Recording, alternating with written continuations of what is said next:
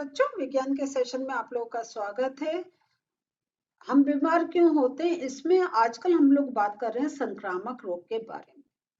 तो इससे पहले हम लोगों ने देखा कि कैसे जो हमारे जब पता चल जाता है, तो ये हमें पता चल जाता है कि कौन से एक सूक्ष्मजीव के कारण ये रोग हो रहा है, तो हम उस सूक्ष्मजीव के रिलेटेड वो मेडिसिन बनाते हैं जिससे उनका जो एक लाइफ साइकिल है वो डिस्टर्ब हो जाए। हमने ये भी देखा कि अगर हमने कोई बैक्टीरियल, अगर वायरल पे तो हमारा अभी कोई हम ऐसा एक एंटीबायोटिक कुछ बना नहीं पाए हैं, लेकिन बैक्टीरियल या फंगल कोई इन्फेक्शन है तो बैक्टीरिया से रिलेटेड जो बीमारियां हो रही हैं उससे जो अगर हमने कोई एक मेडिसिन बनाई है वो फंगाई पर नहीं कार्य करेगी, क्योंकि उसका जो एक लाइफ साइकिल चल रही है, उसका जो बॉडी प्रोसेस चल रहा है वो डिफरेंट चल रहा है। तो इस प्रकार अलग अलग हमारी कारक हैं और उनके अलग अलग प्रकार के ट्रीटमेंट है। आज हम लोग संक्रामक रोग में क्या बात करने जा रहे हैं, चलिए बुक खोल के समझते हैं। आज बच्चों हम लोग रोग फैलने के साधन के बारे में बात कर रहे हैं। रोग कैसे फैलता है ना। अब हमें रीजन पता चल रहा है कि इस कारण ये पर्टिकुलर रोग हो रहा है। ये रोग फैलता कैसे है, तो संक्रामक रोग अगर हम फैल देखते हैं तो ये जो हमारे सूजीव होते हैं ये विभिन्न तरीकों से, विभिन्न माध्यम से वो फैलते हैं और रोग उत्पन्न करते हैं। तो बहुत से सूक्ष्मजीवीय कारक रोगी से अन्य स्वस्थ मनुष्य तक विभिन्न तरीकों से फैलते हैं। मीन्स इनका एक संचरण होता है। तो ये अगर देखें, ये वायु द्वारा भी फैलते हैं, टच करने से भी फैलते हैं, पानी द्वारा भी फैलते हैं, भोजन द्वारा भी फैलते हैं। तो ये जो रोग ऐसे रोगों के सूक्ष्मजीव हवा द्वारा फैलते हैं। तो जैसे अगर हम देखते हैं, अगर हम हवा द्वारा की बात कर रहे हैं, तो कोई इन्फेक्टेड पर्सन है, उसने छींका तो उसके अंदर जितने वो इन्फेक्टेड जो आपके जो सूक्ष्मजीव थे वो हवा में फैल जाते हैं, है ना। या अगर हमने खांसा तो वो जो होते हैं वो छोटे छोटे बूंदक बाहर आ जाते हैं। और समीप में कोई व्यक्ति है और उसने वो एक जो वायु है वहां की, वो सांस लेने की प्रक्रिया चल रही है लगातार, और वो उसने अंदर ली, तो वो वाले जो जीव जो एक इन्फेक्टेड पर्सन से बाहर निकले थे वो उस व्यक्ति के अंदर चले जाते हैं। और इस प्रकार रोग फैलता चला जाता है कि वो जब खांसेगा, छींकेगा तो हवा में वो सूजी फैलेंगे और उस उस वायु को जो व्यक्ति भी अपने अंदर लेगा उसके अंदर इन्फेक्शन हो जाएगा। तो इनसे सूक्ष्मजीवों के नए संक्रमण करने का अवसर मिल जाता है। और ये जो है आपका जो वायु द्वारा फैलता है, ये खांसी, जुकाम, निमोनिया तथा क्षय रोग होता है। तो कभी कभी हम लोग कहते हैं कि अरे मैंने तो ठंडा कुछ खाया नहीं था, मैंने तो घर पर ही था, मैं तो बाहर कहीं नहीं गया, तो मुझे मेरा गला क्यों खराब हो रहा है, मुझे जुकाम क्यों हो रहा है। लेकिन हो सकता है आपने जो एक वायु अपने अंदर ली है श्वसन क्रिया में, वो कहीं ना कहीं से इन्फेक्शन उसमें था और वो आपके अंदर आ गया। तो ये भी हमने देखा है कि अगर हम जब कभी हम किसी खांसी जुकाम से ग्रस्त व्यक्ति के पास बैठते हैं तो हमें भी खांसी जुकाम हो जाता है। और इसलिए भीड़ वाले स्थानों में इसका संक्रमण फैलने की बहुत एक अधिक संभावना होती है। और इसलिए ये भी कारण है कि कहा जाता है अगर खांसी जुकाम है तो आप अपने जो वस्त्र हैं वो किसी के साथ शेयर नहीं करें। अपना जब खांसते छींकते हैं मुंह को कवर करें कि वो वायरस बाहर नहीं जाए, हवा में नहीं फैले। जल द्वारा भी रोग फैलते हैं। तो जब संक्रमणीय रोग यथा अगर देखें तो जैसे हैजा से ग्रसित होते हैं तो उनके जो अपशिष्ट होते हैं वो पेयजल में मिल जाते हैं। और यदि कोई स्वस्थ व्यक्ति उस पेयजल को अपने ले लेता है तो उससे भी उसको वो इन्फेक्शन होता है। तो यहाँ पे एक है, तो इसलिए आपका पेयजल बहुत एक साफ सुथरा होना चाहिए। उसमें अगर वो प्रॉपर एक प्योरीफाइड नहीं है तो उससे भी रोगाणु फैल सकते हैं। तो ऐसे रोग अधिकतर साफ पेयजल न मिलने के कारण फैलते हैं। छोटी छोटी बूंद के वायु वेग के साथ मिनटों में से घंटों तक का वातावरण में प्रभावित हो जाती है।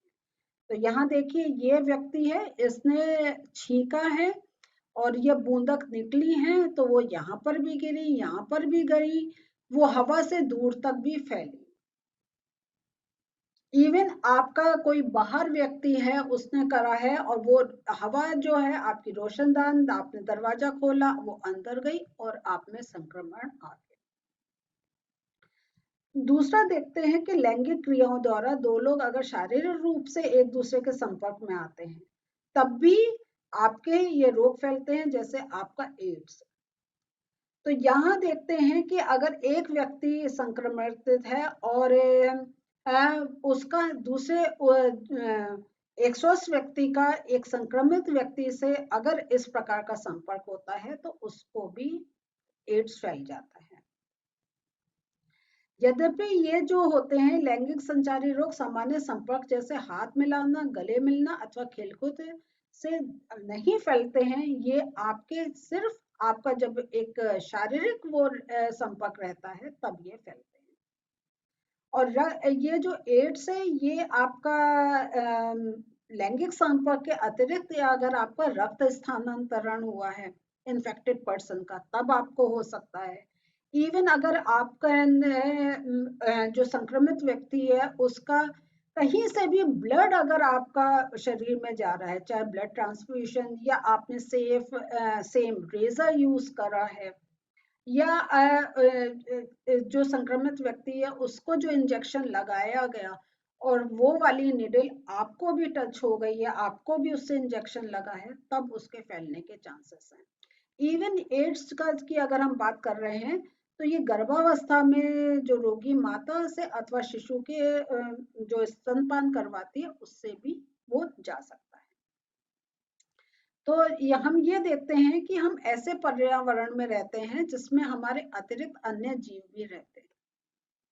तो इसलिए जो होता है कि अन्य जीव जो अगर हमें कोई रोग लगा है वो अन्य जीव को भी संचारित हो जाता है।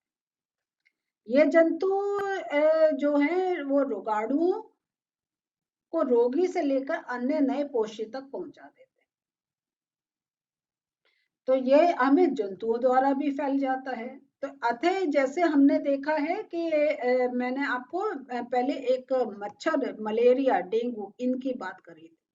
तो ये जो होता है कि एक व्यक्ति अगर रोगी है और उस पर अगर वो ये जो स्पेशल एनोफ्लीज जो एक मच्छर होता है वो फीमेल एनोफ्लीज, वो इसका एक वेक्टर कारण होता है कि वो उस रोगी का अगर उसने ब्लड लिया है और एक स्वस्थ व्यक्ति में वो जाके फिर अपने वही चुभाता है, डंक मारता है, तो उससे वो जो इन्फेक्शन है वो उस जो मलेरिया इन्फेक्शन है वो स्वस्थ व्यक्ति को भी एक पास डाउन हो जाता है।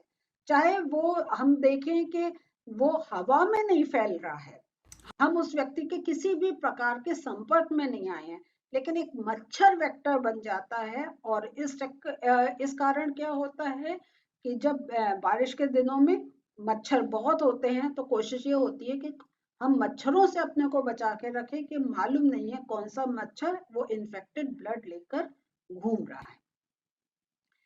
तो मच्छर की बहुत सी ऐसी स्पीशीज हैं जिन्हें अत्यधिक पोषण की आवश्यकता होती है जिससे कि वे परिपक्व अंडे उत्पन्न कर सकें। मच्छर अनेक समतापी प्राणियों पर निर्वाह करता है, इस प्रकार वे एक मनुष्य से दूसरे मनुष्य में रोग को फैलाता है। तो देखिए हम जो है मच्छर भी हो सकता है, भोजन भी हो सकता है, आपके जो वायु द्वारा भी होता है, व्यक्तिगत संपर्क द्वारा भी होता है, कोई जीव द्वारा भी होता है जैसे रेबीज से है। तो ये आपका कोई जो डॉग्स होते हैं वो अगर किसी मनुष्य को काट लेते हैं, कर लेते हैं तो उनके अंदर वो रेबीज को ट्रांसफर कर देते हैं। तो इस प्रकार देखते हैं कि हमारे जो रोग हैं उनके संक्रमण के अगर हम कारक देखें वो अनेक हैं। बस हमें ये अगर मालूम हो तो हम एक सतर्कता ले सकते हैं कि हम जैसे अपना सेल्फ हाइजीन का बहुत ध्यान रखें और इन रोगों से अपने को फ्री रखें। आज के नोट्स देखते हैं।